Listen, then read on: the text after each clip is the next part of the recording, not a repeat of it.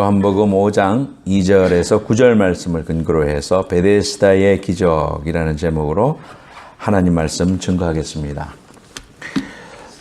베데스다 연못가에서 38년 동안 병으로 고생하던 그 환자를 고치시는 장면이 오늘 본문 말씀입니다. 그래서 요한복음 5장을 펴고 말씀을 들으면 되겠습니다. 149페이지, 150페이지에 있습니다. 그 후에 유대인의 명절이 되어 예수께서 예루살렘에 올라가시니라. 그래서 갈릴리에 계시다가 이제 예루살렘에 올라가셨습니다. 명절이 돼서 예수님도 유대인이니까 명절을 지키러 이제 올라가신 거죠. 그때에 예루살렘에 있는 양문 곁에 그랬습니다. 그 양문이 두 개의 양쪽 문이란 말이 아니라 그 쉽 게이트입니다. 하나님 말씀 펴주고 말씀 이제 저 읽으면서 같이 보시면 되겠습니다. 요한복음 5장 2절부터 지금 읽고 있습니다. 2절부터 이제 18절 말씀 개관적으로 말씀을 드리고 그 다음에 이제 설교 말씀하겠습니다. 예루살렘에 있는 양문이 있는데 히브리 말로 베데스다라 하는 연못이 있다. 자, 화면을 보여주시기 바랍니다.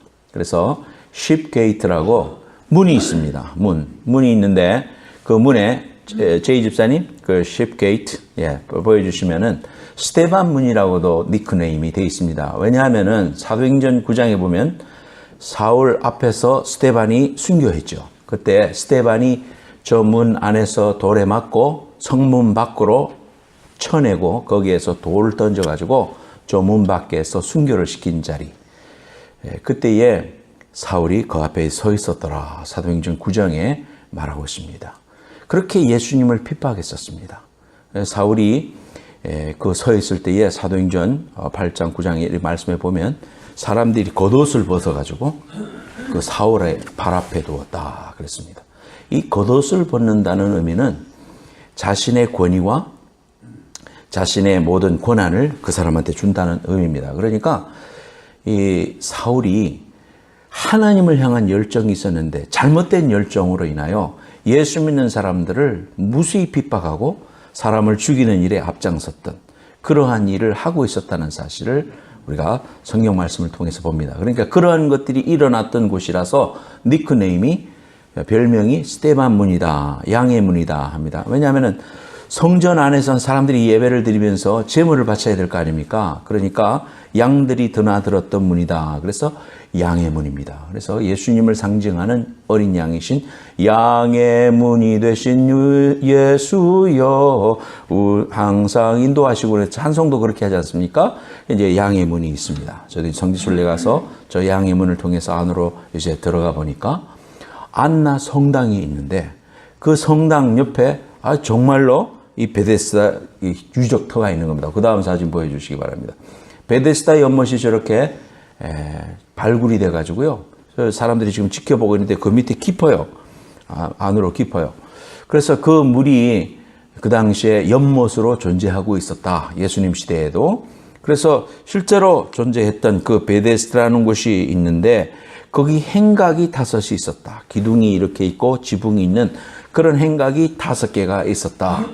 그 행각에는 사람들이 몰려왔습니다. 많은 병자, 맹인, 다리 저는 사람, 혈기 마른 사람들이 누워서 물의 움직임을 기다리니 이는 천사가 가끔 못에 내려와 물을 움직이게 하는데 움직인 후에 먼저 들어가는 자는 어떤 병에 걸렸든지 낫게 되밀어라 그랬습니다. 사람들이 병자들이 저기에 모여든 이유는 병이 나으려고 온 거죠. 각종 병들을 눈먼 사람, 절뚝발이 또 혈이 마른 사람이라 그러면은 사지마비된 사람 이런 사람들이 다 저기 와서 있었습니다. 소원은 단 한 가지. 한 번씩 천사가 내려와서 물이 부글부글 끓었다. 그래서 그곳에 먼저 들어가는 사람은 낫는다는 그런 말이 있었기 때문에 많은 사람들이 거기 몰려왔습니다. 그중에 오늘 본문의 주인공인 거기 38해 된 병자가 있더라. 6절 예수께서 그 누운 것을 보시고 병이 벌써 오랜 줄 아시고 이르시되 네가 낫고자 하느냐 이렇게 물어봤습니다.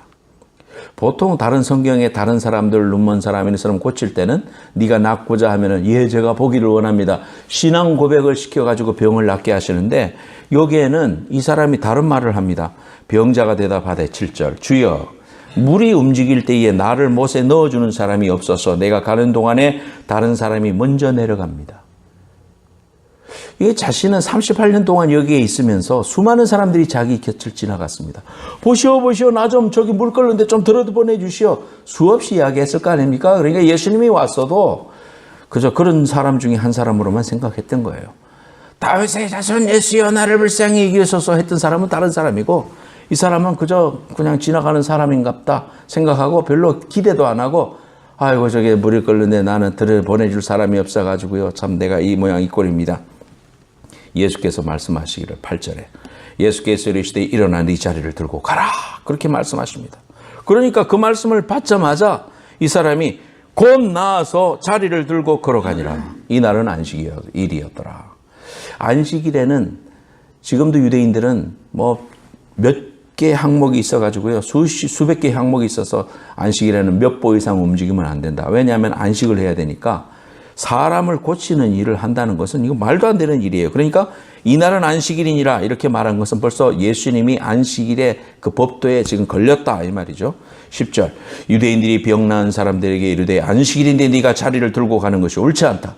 너 나았지만은 너 자리를 들고 걸어가는 거는 노동이야. 하지마. 그렇게 말하는 겁니다. 11절 대답하되 나를 낫게 한 그가 자리를 들고 걸어가라 하더라 하니 그들이 묻되 너에게 자리를 들고 걸어가게 한 사람이 누구냐 하되 고침을 받은 사람은 그가 누구인지 알지 못했다. 예수님인지도 몰랐어요. 그저 나를 낫게 했으니까 나와서 너무 신기해서 지금 걸어가서 가려고 하는데 사람들은 율법을 어긴다고 하면서 그렇게 이야기하고 있는 거예요. 저기 사람이 많음으로 예수께서 이미 피하셨습니다. 14절 그 후에 예수께서 성전에서 그 사람을 만나 이르되 보라 네가 나았으니 더 심한 것이 생기지 않게 다시는 죄를 범하지 말라 하시니라. 그러니까 오늘 이 본문 말씀에 보면은 병을 낫게 해주시고 예수님이 말씀하실 때 다시는 이것이 심해지지 않도록 죄를 범하지 말아라. 이렇게 말씀하십니다. 두 가지로 해석할 수 있어요. 하나는 우리가 하나님을 믿고 병이 나은 다음에 세상 말로 말해서 범죄하고 타락하면 죽는다 이 말이에요. 그런 사람들은 더 심해져서 종기가 생기고 어려움을 당할 수도 있다. 그런 말로 우리가 해석할 수도 있고요. 또 두 번째로 우리가 이 말씀을 보는 것은 네가 38년 동안 짓고 있었던 그러한 죄악들을 이제 벗어버리고 새로운 사람이 되라. 그런 말씀입니다. 38년 동안 이 사람이 뭐 했겠습니까? 사람들을 원망했을 겁니다. 그렇죠? 지들은 말이야 눈이라도 멀었으니까 두 다리 성하니까 나보다 먼저 가서 저기 먼저 들어가는 저런 놈들이 있다고. 사람이 질서도 안 지키고 그러면서 원망하는 마음이 있었을 거 아닙니까? 나는 하필이면 왜 이렇게 하나? 절망하는 마음이 있었을 거 아닙니까? 절망하고 원망하고 또 남을 비판하는 이런 말들 충만해서 이런 죄를 짓고 있었던 그 사람에게 이제 너 나았으니까 그런 죄 범하지 말아라. 그리고 하나님의 자녀가 돼서 안식일의 주인이신 예수 그리스도를 통해서 구원받아 하나님의 자녀로 살아라. 이런 말씀을 우리가 볼 수 있습니다. 15절 그 사람이 유대인들에게 가서 자기를 고친 이는 예수라 하니라. 이때서야 그분이 예수구나 라는 걸 알게 되었습니다. 16절 그러므로 안식일에 이러한 일을 행하신다 하여 유대인들이 예수를 박해하게 된지라. 예수께서 그들에게 이르시되 내 아버지께서 이 집까지 일하시니 나도 일한다. 안식일의 주인이신 예수님이 하나님의 아들이심을 드러내는 그러한 목적을 가지고 이 사건을 행하셨다는 사실을 우리가 보게 됩니다. 18절 유대인들이 이로 말미암아 더욱 예수를 죽이고자 하니 이는 안식일을 범할 뿐만 아니라 하나님을 자기 친아버지라 하여 자기를 하나님과 동등으로 삼으시리라. 그러니까 유대인들이 볼 때는 이거 정말로 나쁜 사람인 거예요. 하나님의 아들이라고 자기 스스로 목수의 아들이었던 사람이 그런 일을 행하고 있으니 이건 죽음 마땅한 사람으로 이제 점점 더 예수님께서 그러한 그 오해와 또 핍박을 받기 시작했다. 그 말씀이 이제 오늘 본문 말씀입니다. 그래서 요한복음 5장 1절부터 18절 말씀을 봤습니다. 이 베데스다에서 38년 동안 병으로 고생하던 사람에게 예수님께서 자비를 베푸시고 그를 낫게 하시는 그러한 장면을 통해서 우리에게 오늘 두 가지 교훈을 우리에게 주십니다. 오늘 꼭 은혜 받고 돌아갔으면 좋겠습니다. 베데스다라는 말은 두 가지 말이 그 조성이 된 말입니다. 베트라는 말은 집이라는 말입니다. 베트라는 말은 히브리 말로 베트는 집이란 말입니다. 그래서 베델 하면은 엘은 하나님이니까 하나님의 집이다 그 말이거든요. 그 베델 교회 무슨 베델이라는 말이 많잖아요. 그러니까 베트는 집이에요. 하우스. 그리고 히브리 말로 헤세드라는 말은 자비다, 은혜다 이 말입니다. 그러니까 은혜의 집, 자비의 집, 자비를 베푸는 그러한 집, 그러한 의미가 베데스다에도 올지다. 그래서 베데스다라는 말이 그런 뜻입니다. 양문 곁에 있었습니다. 예루살렘 동북쪽에 위치해 있고 현재까지 남아있다고 사진으로 제가 보여드렸습니다. 38년 동안 병자되었습니다. 얼마나 많은 고통을 받았을 거고요. 또 가진 재산 다 탕진했을 거고요. 사람이 병으로 1, 2년이죠. 10년, 20년 되면 병을 짊어지고 살았다. 이렇게 봐도 과언이 아닙니다. 병 앞에 효자 없다 그러고 병 앞에서 참 장사 없다 그러는데 얼마나 마음과 영혼이 피폐된 사람이었을까. 정말 소망이 없던 사람이었습니다. 마지막 소망이라면 그 물이 부글부글 끓을 때 그것이 간헐천이었는지 정말 천사가 내려와서 그렇게 부글부글 했는지 성경에 보면은 그런 일이 있다고 이렇게 관로를 해놨어요.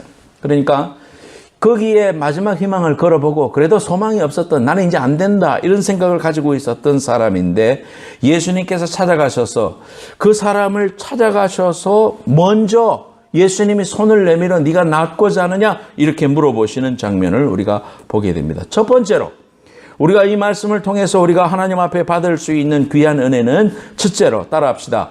은혜로 선택하셨다. 은혜로 선택하셨다. 예, 6절 말씀에 보면 예수께서 그 누운 것을 보시고 병이 벌써 오랜 줄 아시고 이르시되 네가 낫고자 하느냐. 이 말씀에서 여러분 잘 주의 깊게 보시면은 예수님께서 그 누운 것을 보셨다고 그랬습니다. 두 번째로는 병이 오래된 줄 아시고 다가가셔서 네가 낫고자 하느냐 이렇게 물으셨다는 사실입니다. 보시고 아시고 두 가지의 동사에 우리가 깊이 바라보면 우리의 형편을 아시고 우리를 찾아오신 그 예수 그리스도를 보게 되는 것입니다. 우리가 아뢰기 전에 우리를 아십니다. 우리가 기도로 하나님 앞에 아뢰라고 하나님이 말씀하셨지만은 전지전능하신 하나님은 이미 알고 계십니다. 이미 다 알고 계시지만 기도를 통하여 그러나 구하여야 할 것이니라. 그 기도를 통하여 우리가 하나님께 기도해야 병이 나도 하나님이 하셨다고 고백하게 되는 거고 또 우리가 그 일을 통하여 하나님께 영광을 돌릴 줄을 알게 되기 때문에 하나님은 기도를 하게 하십니다. 하지만 하나님의 전적인 은혜로 고쳐주시고 응답해 주시고 축복해 주신다는 사실을 오늘 이 말씀을 통해서 보는 겁니다. 그는 예수님이 누구신지 알지도 못했어요. 신앙 고백을 하지도 못했어요. 그런데도 하나님은 독생자 예수 그리스도를 통하여 38년 된 병자를 고치시고 구원하여 주시는 그러한 은혜를 베푸시고 있다는 사실을 우리가 보게 됩니다. 하나님이 우리가 아뢰기 전에 다 아신다고 그랬습니다. 갈릴리 파도로 고통당하는 제자들이 예수님은 산에서 기도하시고 제자들은 그 밤에 그 풍랑을 당하고 어려움을 당하는데 주님은 물 위를 걸으셔서 제자들에게 다가가셨습니다. 풍랑을 당하신 줄 아시기 때문에 가장 정확한 시간에 하나님이 찾아가셨습니다. 하나님의 때에 찾아가시고 만나주시고 우리의 형편을 해결해 주시는 하나님이심을 우리가 성경을 통해서 보게 되는 것입니다. 시편 139편 1절에 여호와여 주께서 나를 살펴보셨으므로 나를 아시나이다 그랬습니다. 하나님이 나를 안다 그러면 상황 끝난 거 아닙니까? 하나님이 나에 대해서 다 형편을 아시고 나의 모든 것을 지금 굽어 살펴보고 계신다고 그러니까 우리는 하나도 염려할 필요가 없는 거죠. 우리의 삶을 아시고 내 형편을 아시고 나의 구할 것을 아시고 나의 모든 안고 일어섬을 아시고 내 속을 통찰하고 계신 하나님 앞에 어찌 하나님을 속일 수 있겠습니까? 어찌 하나님 앞에 가증된 말로 고백할 수 있겠습니까? 정직하게 하나님 앞에 서야 되고 하나님 앞에 아주 투명하게 서 있어야 할 그러한 거룩을 이루어야 할 그러한 우리의 숙제를 바라보지 않을 수가 있느냐 이 말이죠. 시편 94편 9절 귀를 지으신 이가 듣지 아니하시니라 눈을 만드신 이가 보지 아니하시라. 하나님께서 우리를 지으셨기 때문에 우리에 대해서 너무 잘 아신다고 하시는 겁니다. 주님께서 우리를 보고 계십니다. 사람들은 우리의 문제와 우리의 문제점을 우리의 속을 알지 못합니다. 심지어 여러분의 배우자도 잘 알지 못합니다. 함께 저희 부부가 30년을 살아왔습니다마는 그러나 새롭게 발견하는 부분들이 너무 많고요. 아내가 아파서 몸살이 나서 꿍꿍 앓을 때도 남편은 그 알면서도 코를 드르렁 굴면서 자는 것입니다. 그러면은 아내의 마음속에 참 내 마음을 알지 못하고 내 마음의 고통을 알지 못하는 남편이 야속하기까지 하지 않겠습니까? 함께 살을 맞대고 사는 부부도 서로의 마음을 잘 모를 때가 너무나 많습니다. 하물며 사람들이 우리를 어찌 알아줄 수가 있겠습니까? 가족끼리도 마찬가지입니다. 그러나 하나님은 아신다고 그랬습니다. 내가 너를 안다. 안다는 것은 깊이 안다 이 말이에요. 체험으로 안다. 남자와 여자가 결혼하여 서로를 알게 되었다고 할 때 야다라는 말을 쓰는데 하나님이 우리를 아신다는 말은 그런 단어를 사용하셨습니다. 우리의 속을 깊이 아시고 우리의 형편과 처지를 너무나도 잘 아신다 그랬어요. 오늘 본문 말씀에 예수께서 그 누운 것을 보시고 그리고 병이 벌써 오래된 줄 아시고 두 가지 빨간 글씨로 제가 해놨잖아요. 그러니까 하나님 우리를 보시고 우리를 아신다. 그러면서 우리에게 말씀하실 때 네가 낫고자 하느냐 소망을 던지는 말씀인 것입니다. 그의 마음속에 믿음의 한 조각 빛을 비춰주시는 말씀인 것입니다. 네가 낫고자 하느냐 믿음의 그 세계로 우리 주님께서 그를 이끄시는 소망 되신 하나님의 말씀을 선포해 주시는 귀한 말씀입니다. 무지하고 어리석은 38년 된 병자 같은 사람이 누구이겠습니까? 저와 여러분들인 것입니다. 소망이 없습니다. 우리 스스로의 힘으로는 구원을 받을 만한 아무런 건덕지가 없고 하나님을 알 만한 자격이 우리에게 없고 전적인 타락을 통해서 하나님을 알 수가 없었는데 하나님이 나를 찾아와 주시고 나를 만나 주시고 예수의 복음으로 나를 구원해 주셨다는 사실이 우리에게 천지개벽과 같은 사건입니다. 내가 하나님의 놀라운 사건과 은혜를 아는 일이 내게 얼마나 큰 축복이고 기쁨이고 감사인가. 여러분 누가복음 10장 말씀에 보면 예수님께서 둘씩 짝지어 가지고 제자들을 전도하러 보냅니다. 그러니까 제자들이 둘씩 짝지어 가지고 70일의 전도대가 나가서 전도하는데 가는 데마다 막 놀라운 역사가 일어나는 거예요. 선교지에서 현장에 막 놀라운 역사가 일어나듯이 그들이 예수 이름으로 나가서 선포하니까 귀신 들린 사람이 자빠지고 돌아오고 막 회개하고 막 그런 역사가 눈앞에 일어나니까 얼마나 가슴이 뜨겁습니까? 그러니까 사람들이 돌아와가지고 예수님한테 보고하면서 주님 우리가 갔더니요 17절 제가 읽습니다. 70인이 기뻐하여 돌아와 주여 주의 이름이면 귀신들도 우리에게 항복하더이다. 그러면서 주님한테 보고를 해요. 자랑하는 거예요. 주님의 이름으로 나갔더니요. 주님 보세요. 내가 주님의 이름으로 했더니요. 그 귀신들이 항복을 하고 역사가 일어나고 거품을 물고 하나님 놀라운 은혜가 선포되었습니다. 주님 하면서 기뻐했어요. 그러다 우리 주님이 뭐라고 대답하시느냐 하면은 18절 말씀에 누가복음 10장 18절 말씀에 그러나 귀신들이 너희에게 항복하는 것으로 기뻐하지 말고 너의 이름이 하늘에 기록된 것으로 기뻐하라. 그렇게 말씀하고 있습니다. 우리의 기쁨의 근거가 뭐가 돼야 될 것인가? 그것은 예수 믿고 내가 좋은 대학 갔습니다. 우리 애가 예일대학 갔습니다. 이것도 기뻐할 일 중에 하나지만 그것보다도 더 기뻐해야 될 사실은 아니 그런 것이 없고 우리 아이가 삼류대학 갔어도 내가 기뻐할 수 있는 이유는 뭐냐? 그것은 귀신들이 너에게 항복하고 벌벌 떠는 것으로 인해서 기뻐할 것이 아니라 너의 이름이 생명책에 기록된 것, 너희의 구원받은 걸로 인하여 기뻐하고 그것이 진정한 너희의 기쁨이 되기를 바란다는 우리의 주님의 마음을 읽을 수 있기를 예수님의 이름으로 축원합니다. 내가 예수 믿은 것보다 더 큰 기쁨이 없어요. 예수 믿는 사람이 제일 기뻐할 때 송군 영신 예배할 때 윷놀이 할 때 아닌가 그런 생각이 들어요. 예수 믿는 사람 내게 얹혀가지고 막 거의 다치게 생겼는데 어떻게 하다가 그것을 확 잡아버리면 뭐야 하면서 기뻐합니다. 예수 믿는 사람이 그 기쁨이 있지만은 하나님의 자녀가 된 거 내가 목사님의 자녀로 채워놨지만요. 내가 하나님의 자녀가 되고 예수 그리스도를 개인적으로 영접하고 하나님의 자녀가 되어서 주의 일을 한다는 것은 기적입니다, 여러분. 축복이고 기적입니다.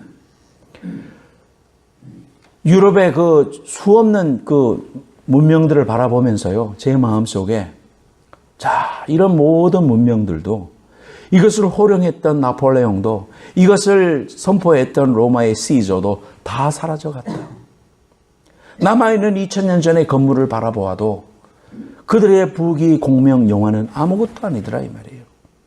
오늘 내가 서 있는 그 자리 앞에서 내가 만약에 하나님을 알지 못한다면, 하나님의 사랑을 알지 못하고 영생의 귀한 은혜를 알지 못한다면 나 역시도 사라져갈, 아니 지옥불에 떨어질 그러한 영혼이 아니던가. 하나님, 나 같은 죄인이 용서함 받아서 주 앞에 옳다함 얻음은 하나님의 자녀로 구원받았다는 사실이 너무나도 감격스러운 순간이었습니다. 사랑하는 여러분, 하나님의 은혜로 선택되었습니다. 이 귀한 은혜로 우리를 불러주시고 만나주시고 하늘의 생명책에 기록해 주신 그 하나님 앞에 진심으로 감사할 수 있는 여러분들 되시기를 예수님의 이름으로 축복합니다.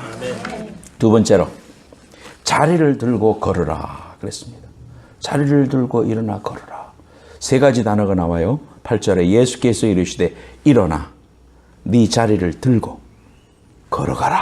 세 가지 단어를 말합니다. 일어나라, 그리고 네 자리를 들고 걸어가라, 그렇게 말하고 있습니다. 자, 이 38년 된 병자의 문제점은 무엇이겠습니까? 5장 7절 말씀에 보면 병자가 대답하되 주여, 물이 움직일 때에 나를 못에 넣어주는 사람이 없어 내가 가는 동안에 다른 사람이 먼저 내려갑니다. 주님임을 알고 있었네? 그 말이 아니에요. 여기서 그냥 Lord, Sir 이렇게 불러주는 거예요. 선생님, 물이 움직일 때에 나를 못에 넣어준 사람이 없습니다. 아까도 말씀드렸지만 가장 먼저 이 사람 마음속에 절망이 있습니다. 안 된다, 나는 흙수저다. 나는 흙수저 중에 흙수저다. 나는 안 된다. 두 번째, 분노가 있습니다. 나는 제외됐다. 사람들은 다 지들끼리 가고 나는 거기에서 익스클루드 됐다. 사람이 선택되지 못했다는 것을 알 때에 얼마나 마음에 분노가 있겠습니까? 분노로 가득했습니다. 또 세 번째, 고정관념이 있었습니다. 나는 안 된다, 나는 못한다, 나는 쓰레기다, 나는 버려졌다. 이러한 것들이 결국 상징적으로 자신의 거적대기라고 할 수 있습니다. 자신의 엉덩이를 땅바닥에 주저앉혀가지고 일으키지 않고 있는 이러한 인생의 고정관념, 분노, 이러한 것들로부터 일어서라 이 말입니다. 그러한 것들로부터 일어설 때 구원이 시작되고, 그런 것에서 너희들이 자신이 해방을 받을 때 진정으로 인생의 행복과 축복을 경험할 수 있다 이 말입니다. 내가 부모님을 잘못 만났어요. 친구를 잘못 만났어요. 시대를 잘못하고 났습니다. 내가 만난 그 배우자가 잘못돼서 그렇습니다. 이 꼴이 됐습니다. 나의 오늘의 모습은 다 네 때문입니다. 나 때문이가 아니라 네 때문입니다. 너야. 그건 바로 너 때문이야. 그렇게 말하고 있는 오늘의 현대인들의 모습과 비슷하지 않습니까? 이 모양 이 꼴이 된 것은 바로 무엇 때문이다. 이러한 것. 그러한 자리를 들고 일어나라. 그것을 들어버려라. 그것을 버려버려라. 그렇게 이야기하고 있습니다. 우리 주님은 네가 낫고자 하느냐 물어보신 다음에 그 사람이 나 넣어준 사람이 없어요 라고 이렇게 동문서답 같은 걸 하는데도 우리 주님이 일어나 네 자리를 들고 일어나라 가라. 그렇게 말씀해 주셔요. 주님의 전적인 은혜로 구원해 주실 뿐만 아니라 그러한 움직일 수 없는데 일어나라니요. 내가 지금 일어나면 안식일을 범하는 것인데요. 수없이 말할 것이 있지만 우리 주님께서는 그러한 모든 것들을 버려버리고 순종하여 일어나가면 그것이 일어나는 자리요, 그것이 해방받는 자리요, 그것이 너의 구원의 날이라고 우리에게 말씀해 주시고 있는 거예요. 절망의 자리, 내 생각의 한계의 자리, 과거의 상처의 자리에서 일어서야 되는 것입니다. 1차 세계대전 전쟁 시에 1918년 8월 17일 날 독일군이 벨기에를 점령을 했습니다. 벨기에에서 수없는 나쁜 일을 했어요. 노인과 어린아이들을 학살했습니다. 피난길에서 돌아온 벨기에 사람들이 학살의 현장을 보면서 천일 공로할 이 독일군들의 모습을 보면서 눈물로 장례를 치렀습니다. 저희들이 이탈리아에 갔을 때 그날이 그 나치로부터 해방된 날을 기념하는, 우리로 말하자면 인디펜던스 데이 같은 날이었어요. 사람들이 막 시청 앞에서 노래도 부르고 막 사람들 모여서 식을 거행하더라고요. 기차를 탔는데 앞에 있는 사람한테 물었습니다. 너희들이 무엇으로부터 해방이냐? 그렇게 물어보니까 나치로부터 해방이다. 그런 이야기를 해요. 그래서 이제 내가 영어가 짧으니까 거기가, 그래가지고 이제 영어로도 하다가 번역기도 사용하다가 하면서 이렇게 물어볼게. 결론이 뭐냐 하면은, 우리가 일본 사람을 별로 좋지 않게 생각하듯이 이 사람들도 독일에 대해서 별로 좋지 않게 한다는 이야기를 내가 알 수 있었어요. 해방받은 그들의 그 삶이 전 그 유럽에 있는 사람들의 마음속에도 나치에 대한 그 무시무시했던, 너무 잔인했던 이러한 것들을 생각하고 있더라고요. 그러니까 이 벨기에 사람들이 1차 세계대전에 돌아와서 독일군들의 학살을 보면서 이제 다 묻어주고 자신의 그 부모들이고 자식들 아니에요? 그 장례를 지르고는 예배를 드리기 시작했습니다. 그 폐허 속에서 예배를 드리는데 주기도문 시간이 됐어요. 그 주기도문 속에는 우리가 우리에게 죄 지은 자를 사하여 준 것 같이 우리 죄를 사하여 주옵시고, 이 구절이 나오지 않습니까? 성경 이 주기도문을 읽어 나가다가 그 부분에서 사람들의 말이 탁 막히는 거예요. 우리가 우리에게 죄 지은 자를 사하여 준 것 같이. 용서가 안 되는데, 마음속에 용서가 안 되는데 어떻게 용서가 됩니까? 그 예배 시간에 주기도문이 자꾸 중단되는 거예요. 한 번 중단되고 1차, 2차, 3차 예배 때까지 주기도문을 못했어요. 그러자 네 번째 주일이 왔을 때에 그 동네 시장이 일어나서 비장한 선언을 했습니다. 눈물을 흘리면서, 여러분, 이제 우리가 독일군들의 그 죄를 용서하고 주기도문을 끝까지 외울 수 있도록 우리가 용서하십시다. 피눈물을 흘리면서 비장한 선언을 했습니다. 이에 호응하여 온 교인들이 눈물을 흘리면서 독일 군인들을 용서했고, 그 이후로부터 주기도문을 끝까지 기도할 수 있었다고 합니다. 우리가 내가 다 용서해도 저놈은 내 돈 떼어먹고 갔는 저놈은 내가 절대 용서할 수 없지. 우리에게 고통을 준 내 엑스와 남편을 절대 용서할 수 없지. 나를 오늘날 이렇게 어렵게 하고 뱅크럽시까지 했는 그놈을 내가 잡으면 요절을 내야지. 결국 그 화살은, 그 칼끝은 나를 향하고 하나님으로부터의 자유함과 은혜를 얻을 수 없는 38년 된 비용자의 거적대기와 같은 그런 인생을 살 수밖에 없다는 거예요. 우리가 예수를 믿고 하나님의 자녀가 되고 나서도 여전히 그러한 죄의 자리, 용서하지 못하는 자리, 남을 미워하는 자리, 나 자신을 용납하지 못하고 학대하는 자리, 이러한 자리로부터 머물러 있으면 하나님이 주시는 그 은혜의 자리, 축복의 자리, 하나님의 희락의 자리로 나아갈 수가 없다는 사실을 오늘 말씀을 통해서 말씀하고 있습니다. 고린도후서 5장 17절에 그런즉 누구든지 그리스도 안에 있으면 새로운 피조물이라, 이전 것은 지나갔으니 보라 새 것이 되었도다. 명령을 듣고 우리가 이제 할 수 있는 하나님의 음성이 들리면 일어서는 것입니다. 그 말씀에 의거하여 일어나 그 거적대를 버리고 내 이성과 판단을 버리고 하나님의 명령 앞에 순종하는 거예요. 그러면 새로운 길이 열립니다. 그곳에는 홍해가 갈라지는 것이고, 그곳에는 하나님의 역사가 있는 것이고, 그곳에는 하나님의 놀라운 38년 동안 자신을 얽어매었던 모든 병으로부터 자유함을 얻을 뿐만 아니라 하늘 시민이 되는 귀한 은혜를 경험한다고 그랬어요. 그래서 5장 9절에 그 사람이 곧 나아서 자리를 들고 걸어가니라 그랬습니다. 가라고 한 것은 주님이 예비하신 축복의 내일을 향해서 일어서서 걸어가라고 하는 것입니다. 과거의 모든 상처를 털어버려야 되는 것입니다. 주님의 그 약속의 말씀을 딛고 붙잡고 일어서야 되는 것입니다. 절망의 모습에서, 부정적인 모습에서 우리가 일어나고 하나님의 축복의 자리로 나아가는 그러한 우리가 되어야 되겠습니다. 이제 카타콤 사진을 보여주기 바랍니다. 카타콤의 자리에 갔습니다. 로마에 가서 일부러 저희 둘은 그 자리에 갔습니다.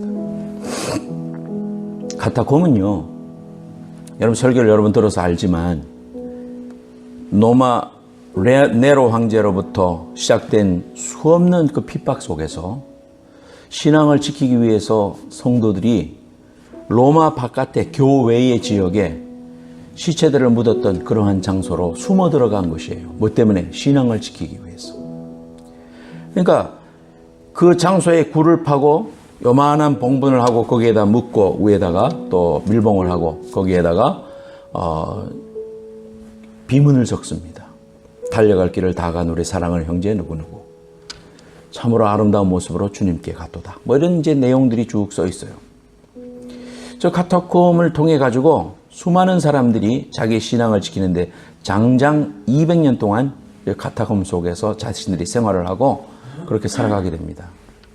로마 군인들이 무장을 하고 카타콤에 가서도 그 무덤 속으로는 들어가지 못했어요. 왜냐하면 병정들이 죽은 자들에 대한 예의가 아니기 때문에 들어갈 수가 없었어요. 그래서 들어갈 수 없었어요. 그러니까 그 안에는 안전하니까 그 속에서만큼이라도 우리 그리스도인들이, 초대 그리스도인들이 신앙을 지키기 위해서 잡힌 사람들은 오른쪽에 있는 콜로세움에서 수일 동안 굶긴 사자의 밥이 됐습니다. 온 몸이 찢기고 사자의 밥이 돼서 죽어가는 모습을 보면서 많은 사람들이 하나님 앞에 은혜롭게 주님 앞에 갔는 사람도 있겠지만 수많은 사람들이 그렇게 절규했을 거 아닙니까? 하나님 지금은 뭐하고 계십니까? 옛날에 다니엘의 사자의 입을 봉해 주셨던 하나님은 지금은 왜 잠잠하고 계십니까? 수많은 사람들이 그렇게 절규했을 거 아닙니까? 하늘 가는 밝은 길이 하면서 담담하게 맞은 사람도 있었겠지만은 이런 퀘스천들이 우리에게 왜 없습니까, 여러분? 오늘 신앙생활 하다 보면 수 없는 사람들을 먼저 보냈죠. 보낸 사람들이 나이가 들어서 그렇게 간 사람도 있지만 정말 미국 와서 열심히 일하고 성실하게 일하고 신앙생활도 너무 잘하고 살아볼 만한데 이제 같이 두 사람 여행도 다닐 만한데 덜컥 병이 걸리고 덜컥 사고가 나서 떠나가는 경우를 우리가 여러 번 만나지 않습니까? 그럴 때 성도들이 저한테 질문을 하죠. 목사님, 왜 그럴까요? 왜 하나님이 그렇게 하셨을까요? 이해가 안 됩니다. 그러면 저는 성경 구절 가지고 여러분들 잘 설명해 줄 수 있어요. 고난은 우리에게 축복입니다. 변장된 축복입니다. 또 고난 당한 자가 도리어 그런 사람을 위로하게 하기 위해 하나님이 주신 거고요. 당신이 불구가 된 것은 하나님의 영광을 드러내기 위해서 한 것이라고 성경에 있습니다. 그렇게 위로할 수 있습니다. 제가 여러분들에게. 잘 설명해 줄 수가 있어요. 그러나 내 마음속 깊은 한 속에서는 나는 성도들에게 그렇게 말하고 싶어요. 잘 모르겠습니다. 저도 잘 모르겠습니다. 하나님이 왜 꼭 그렇게 하셔야만 했는지 저는 잘 모르겠습니다. 그러면서 같이 울고 싶어요. 수없이 저의 사랑하는 친구들도 젊은 시절에 하나님 불러가신 사람도 많고요. 참 추억을 하면은 그런 사람 많이 있으면 여러분 주위에도 많을 거예요. 다 모르겠어요, 저도. 하지만 저 아는 거 하나 딱 있습니다. 저 지금까지 신앙생활하면서 아는 거 하나 있어요. 그것은 하나님이 독생자를 죽이실 만큼 나를 사랑하시고 독생자 보내셔서 내 모든 죄를 용서하시고 구원시켜 주시고 하늘나라의 생명책에 기록했다는 사실. 나 그거 알고요. 하나님이 그만큼 나를 사랑하듯 당신도 사랑하는 거 내가 말해줄 수 있고요. 우리가 지금 다 이해할 수는 없고 하늘의 하나님의 뜻을 우리가 다 어찌 알겠습니까? 우주가 넓고 우주가 그 넓고 넓은 세계에 있다는 거 우리의 머리로 다 이해가 되지 않는 것처럼 하나님이 행하시는 일을 어찌 내 생각으로 다 설명할 수 있겠습니까? 설명 못해요, 저. 하지만 아는 거 하나 있어요. 독생자를 주실 만큼 나를 사랑하시고 그분은 항상 선하시다는 거. 그분이 행하시는 일은 가장 위대하시다는 거. 그건 나는 알 수 있어요. 그것 때문에 신앙의 선배들은 목숨 버렸어요. 카타콤 속에서도요. 신앙 지켰어요. 사도 바울의 참수터에 갔습니다. 사도 바울이 로마에서 갇혀있던 그 옥에 가서 앞에서 기도하고 그리고 마지막에 사형틀에 이제 그 거리를 걸어서 아피아 가도를 걸어가지고 참수당했거든요. 그 참수터에 있는 그 돌이 이렇게 지금까지 남아있는데 그까지 걸어갔을 일이 동선을 이렇게 생각해 봤어요. 같이 이렇게 걸어가 봤어요. 사도 바울 선생님이 달려갈 길을 다 달려가시고 이 길을 마지막 걸으셔서 저기서 참수를 당하셨겠구나 생각하니까 마음이 참 여러 가지가 생각이 나더라고요. 예수 믿고 로마 시민권이 있고 짱짱하게 잘 살 수 있던 한 사람이 예수 믿고 신세 다 망친 거예요. 세상적으로 보면. 그런데 그분은 자신이 가진 그 신앙과 자신이 가진 것들을 위하여 평생 후회함이 없는 삶을 살았습니다. 살 소망까지 끊어지는 그러한 순간이 있었음에도 불구하고 사도 바울 선생님은 나의 달려갈 길을 다 달려가고 내가 가진 이 귀한 지식이 세상의 어떤 것도 다 배설물로 여길 만큼 그 자신의 삶을 살아갔던 온통 예수밖에 없었던 사람이 사도 바울이었거든요.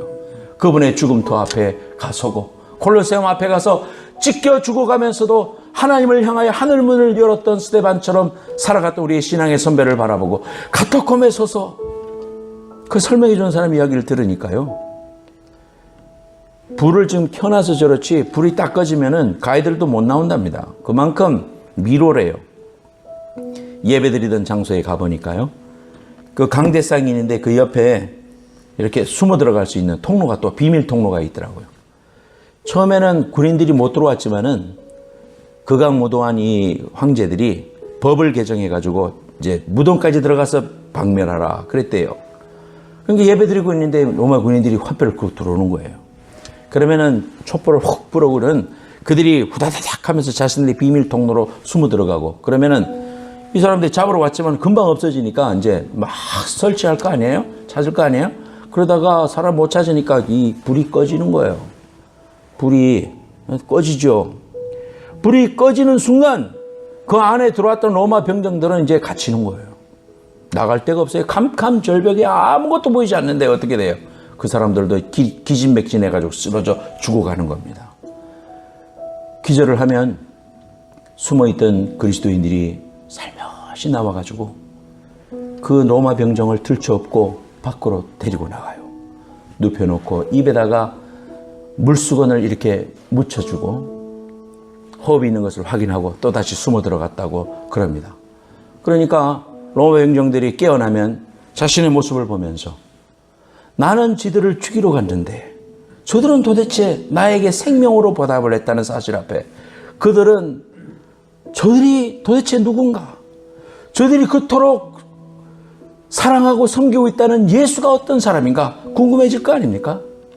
수많은 로마 병정들이 하나님 앞으로 돌아오고 많은 로마의 시민들이 하나님 앞으로 돌아오면서 기독교 인구는 기하급수적으로 날아갔고 결국은 데오도시우스 황제 때 로마의 국교가 되는 위대한 역사의 변환이 왔던 사실입니다. 저는 저 카타콤에 서 있으면서 그 이야기를 들으면서 마음이 뜨거웠습니다. 내 신앙은 이들과 비교할 때 짝퉁이구나. 아무것도 아니구나. 내가 하나님 사랑한다는 것은 생명 걸고 섬겼을 우리의 초기 신앙의 로마의 기독교인들에 비하니 다 변질된 것이구나. 하나님 사랑한다는 것 거짓말이구나. 회개가 저절로 되더라고요. 사랑하는 여러분, 우리의 신앙을 다시 한번 점검하십시다. 카타콤 앞에서 콜로세움 앞에서 그들의 신앙과 그들의 하나님을 섬겼던 그 속에 기쁨이 있었고 감사가 있었고 물고기 그림을 그리면서 그리스도인을 만났다고 서로 땅에다 그림을 그리면서 암호를 주고받으며 기뻐하고 즐거워하고 성찬 예식을 했던 우리의 신앙의 귀한 선배들을 바라보면서 우리의 신앙의 그 길을 더 열심히 하나님을 사랑하면서 믿음으로 걸어갈 수 있는 저와 여러분들 되시기를 예수님의 이름으로 축원합니다.